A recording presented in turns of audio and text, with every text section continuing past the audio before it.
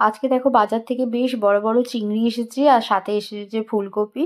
অতএব ভাবলাম আলু ফুলকপি দিয়ে চিংড়ির একটা রসা বানাই। খুব যত্ন সহকারে আমি কিন্তু বানিয়েছিলাম আর খেতে কিন্তু দারুণ হয়েছিল। চলো দেখো তাহলে। এই দেখো কত বড় বড় করে আলু কেটে নিয়েছি। আলুগুলোকে লাল লাল করে ভেজে নিলাম লবণ আর হলুদ দিয়ে। দিয়ে এবারে আমি ফুলকপিটাকেও ভেজে নেবো একইভাবে। এর মধ্যে একটু শুধু লবণ দিয়েছিলাম, তেলের মধ্যে তো হলুদ রয়েছে সেই জন্য আর হলুদ দিইনি। দেখেছো কালারটাও কিন্তু সুন্দর এসে গেছে। আর কপিটাকে কিন্তু আমি ভাপাইনি, কেন এখন নতুন কপি উঠছে বলে ভাপালাম না। কপিটাকেও ভালো করে আমি ভেজে তুলে রাখলাম। এবার কড়াইয়ের মধ্যে তেল দিয়ে আগে থেকে লবণ হলুদ মাখানো চিংড়ি মাছগুলোকে দিয়ে দিলাম।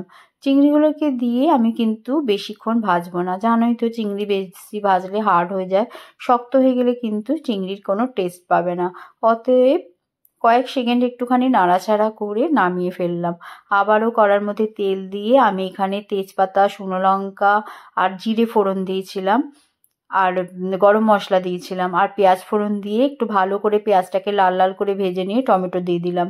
টমেটোটাকেও আমি লাল লাল করে ভেজে নিয়ে এখানে একটা মশলা গুলে রেখেছিলাম, এটা আমার স্কিপ হয়ে গেছে। এর মধ্যে ছিল 1 চা চামচ আদা বাটা, লঙ্কা যে যার পরিমাণ মতন, ধনে বাটা, ধনে গুঁড়ো ছিল 1/2 চা চামচ, জিরে গুঁড়ো 1/2 চা চামচ, লবণ আর হলুদ। এই ছিল আমার মশলাটা, জলে ভিজিয়ে আমি রেখে দিয়েছিলাম। দিয়ে মশলাটাকে দিয়ে ভালো করে কষিয়ে নিচ্ছি।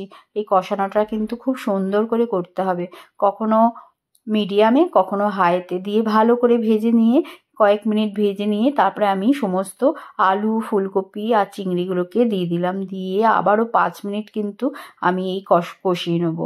কষানোটা যত ভালো হবে তত কিন্তু খেতে টেস্ট হবে। আর এই সময় দিয়ে দিচ্ছি আমি একটু মিষ্টি, একটু মিষ্টি দিলে কিন্তু এর স্বাদ কিন্তু খুব সুন্দর আসে, তাই একটু মিষ্টি দিয়ে দিলাম। তোমরা না চাইলে না দিতে পারো, আমাদের একটু মিষ্টি দিলে ভালো লাগে তাই দিলাম।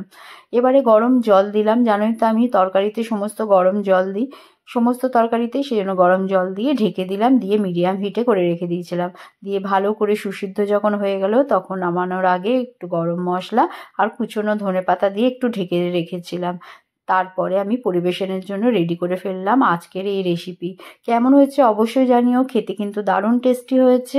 এটা ভাত রুটি পরোটা পোলাও সব কিছুর সাথেই ভালো লাগে।